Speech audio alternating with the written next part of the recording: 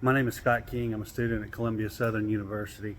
I'm here again at the Slocomb Volunteer Fire Department, town of Slocomb, Alabama, this time talking about fire prevention and code enforcement. One of the things that we want to discuss in this project is to understand how the fire department helps to educate business owners, how they enforce the codes, and how that works in this system. And as you can see here, there's many different types of vehicles that are used in the city of Slocomb, whether it be an engine or whether it be an ambulance. All of these people are also certified as EMT specialists. The good news is, from the video that we did last year, it helped in securing the funding for a new ambulance that's supposed to arrive any day now. So we're very excited about that. Chief Kyle Hovey has agreed to talk with me, as well as Tim, who is also on staff here, and we want to get their input on this. Now, my responsibility is to, by the report, pretend that I am a firefighter and tell people how we would educate, but I have no idea the life of a firefighter, so I would prefer to use this video with somebody who does it on a regular basis and understands the process. Okay, I am here with Tim Carnes, who's a member of the Slocomb Volunteer Fire Department, and he is going to talk with us today about education, enforcement, and engineering. First of all, Tim, thank you for agreeing to be on this with me. What is it that you guys do to help educate the local business owners and things that you do to help prevent fires in this area? Okay, what we do is we go out and we do what they call a pre-fire plan. Our pre-fire plan is where we scale the building. We see if they have chemical systems or sprinklers, how many hood systems do they have in there, how many occupants are in there at the time of the business during business hours. And we that way, if they are a hazard, any kind of hazards, that way we would know whenever if they are a fire in there, we would know what hazards to look for, any kind of chemicals, anything like that. So like I said, we just go out and we do pre-fire plans on all buildings in our jurisdiction, and that kind of helps the fire department in case there is a fire. Okay. Now, Slocomb being an old rural town, we have what you see a lot of times going through small communities like this is a little downtown area with a lot of older buildings. In our case, there's the pharmacy, there's the medical clinic that's there, there's the old theater that nobody uses anymore, but still there's a lot of old buildings with wood floors, tongue and groove ceilings, that sort of thing. And we've recently in our area had a fire in Enterprise, Alabama, over a building like that. What can we do to tell these business owners things that they can do to help prevent the possibility of an ignition?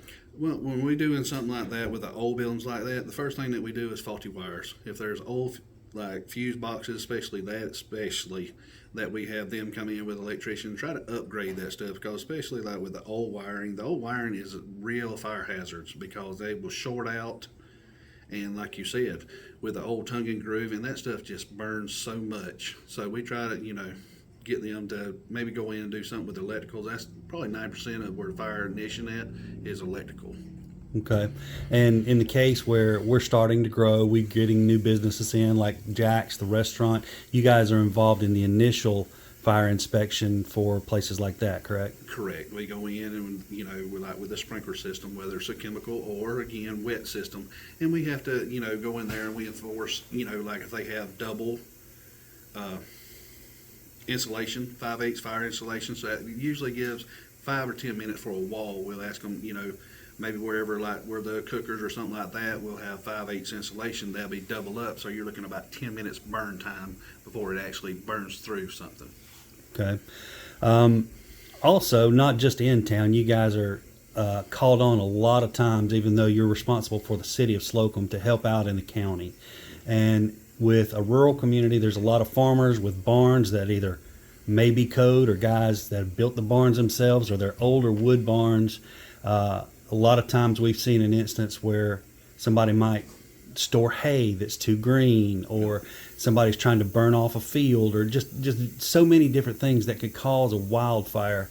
And I know that the volunteer fire department is is sort of is enforced over by the Alabama Forestry Commission. What are some things that they help you with and things that you monitor with them? With them, with the forestry, that they'll, if we know if there's a barn like we fill with hay, we'll let them know in case it does, like it doesn't start, it's too green, it will start, and all of a sudden spreads to like fields or pines or anything like that. We have to get forestry in there to come in and cut a fire line, because if not, it's just going to keep burning, and it'll be acres and acres and acres, and it'll be the same situation what happened in Bay County earlier last year when there was over 1,000 acres burned, where it started out in a barn and it got out of hand and all of a sudden went into the woods and it spread over 1,000 acres. So we work close hand to hand with forestry, because as being rural firefighters in the wilderness, they actually have to take over and cut fire lines and all that. So we work hand in hand with them on that. Okay, and finally, I know that a lot of times that we have to have code enforcement that comes from either ANSI or ASTM codes, things that matter for that. The insurance companies have to get involved. We have to follow the standard testing methods. What do you guys do here at the station to help train for that and help people in the community understand that, you know, this is something that you have to do? You're not just coming up and suiting up for fires, but you have a lot of other duties that you have to fulfill in that. We do that, and we work closely with ISO ratings, and that is our insurance companies with businesses and homes and stuff like that. And what that basically rolls down to is where, like, fire hydrants, where to place fire hydrants if it's in within 500 feet of the business, you know, that's somewhere we can hook into. And there again, with the double insulated walls, you know, whether it's a dry system or it's a sprinkler heads, you know, how many sprinkler heads to put in the building. And that way, in case a fire does erupt there, we can always, you know, interrupt the system. So that way we get quicker response if the fire go ahead. I mean, if the sprinkler system go ahead and activates, that will give us some time before we get there and go ahead and start to extinguish. So that's a major thing, like I said, working closely with them. And that's part of the engineering that goes involved with it. And you guys have to get involved with understanding buildings and how they're built and the layout of them. Correct. Absolutely.